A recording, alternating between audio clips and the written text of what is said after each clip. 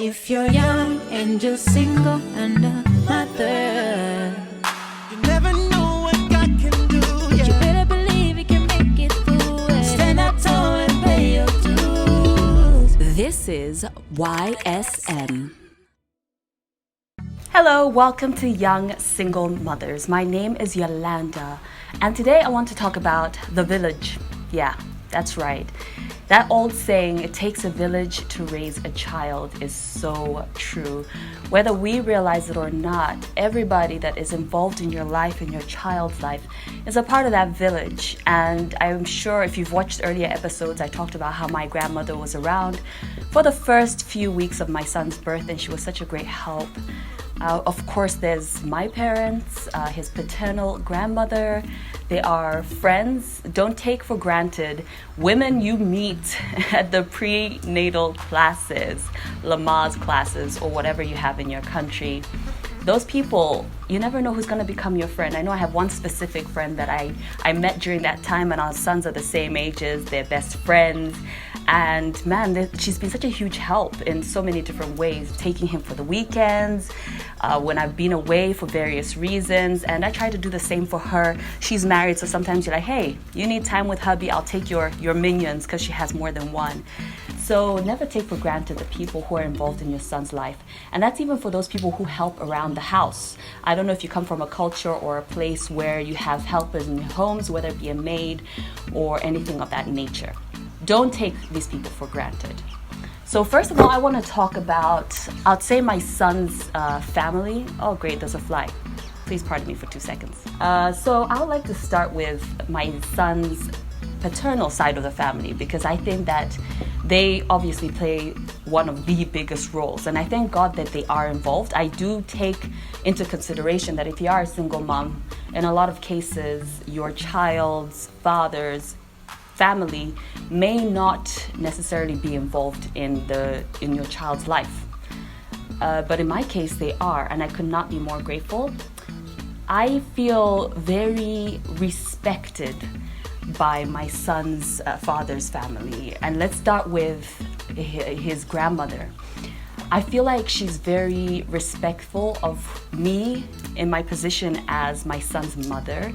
She asks, she checks, she just makes sure that she's not overstepping anything. And it's funny because I didn't expect that at all. I was just like, I don't know how this relationship dynamic is going to work. But I'm so grateful that I do feel respected and loved by my son's father's family. They've been a huge part of his life, including his uncles and his aunt and other people who are involved on that side of the family. Now, I found it very important for me to make sure that they still got to be a part of this family because they wanted to be a part of his family. I remember from the time he was 2 months old, pack him a bottle and send him off for the whole day. I was like, here, take him. And that gave me time to sort of, do other things and take time for myself. So that's something I definitely did not take for granted at all. And today they continue to play the same role, and I'm glad that he has them in his life and he gets to know his father through them as well. My parents have obviously always played a big role. I still live in my parents' house for the most part. It's not always easy.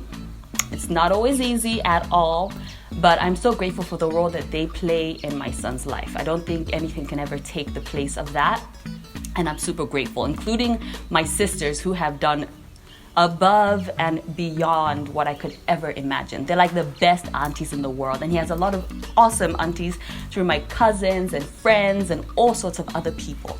Now, one area of the village that I don't know what kind of person you are, but I feel like it's very important that if there's a maid involved in your household, they need to realize that they also have just as much a responsibility of raising that child as I do, because he might be at home with just, the maid or the help around the house.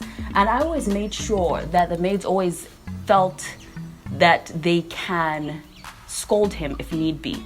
I'm not the type of person who says, don't shout at my child, don't correct him, because I feel at the end of the day, he also needs to know that every adult deserves respect, especially if they're good, decent adults that are really honestly looking out for his best interest.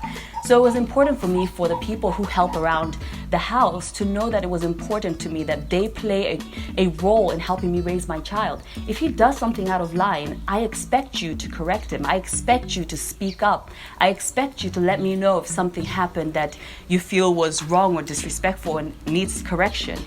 So for me, taking the help for granted was not going to be an issue. Like, I was not going to allow that, because they are people who deserve respect, and I needed to show my son that you also need to respect people who help us and are helping take care of you, watch over you, because it's important. It just is. So in the area of friends and other, distant relatives and people who are not necessarily in the immediate family, it was important for me for us to have a basic understanding. And I know one of the things I really look out for in other parents who are raising children at around the same age as my son is, do we have the same values as parents? How are they raising their kids? What kind of things do they allow and not allow to do? I remember when my son would go between homes, visit his dad's family, be with me, I gave a list of like when his bedtime is and just the little things that I wanted to be implemented in both places, because I didn't want him to be confused as to how things run. I didn't necessarily do that with with friends of my son, because I wanted him to also experience what it's like to be in other people's home and how the issues of respect work in that home, just so he also gets an idea of, family dynamics are different in different homes. So I really want you to take note of the village, even the village, if the village is listening now and you are somehow connected to a single mother, realize that you do play an important role. Make sure you don't overstep your boundaries, because there are times when people, and I think I do it as well, where you want to navigate people's parenting and their choices of how to parent.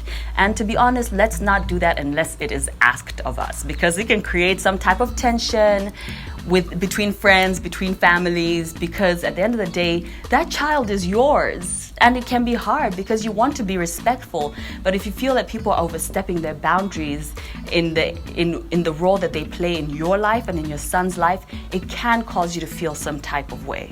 But we always have to remember that our village is very, very important. So let's not take the village for granted. Let's make sure that we're being grateful, saying thank you, asking in a polite manner if we need help or assistance, and also to remember that we shouldn't be too proud to ask for help, because I feel like pride can really cage you in as a parent. It can really hinder important relationships in your child's life as they grow.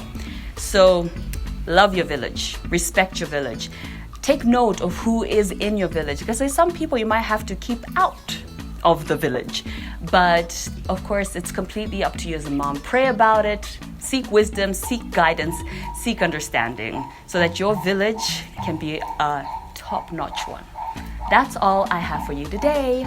Peace. 1, 2, 3, go! If you're young and you're single and a mother, You never know what God can do, you yeah. better believe you can make it through it. Stand up tall and pay your dues. This is YSM.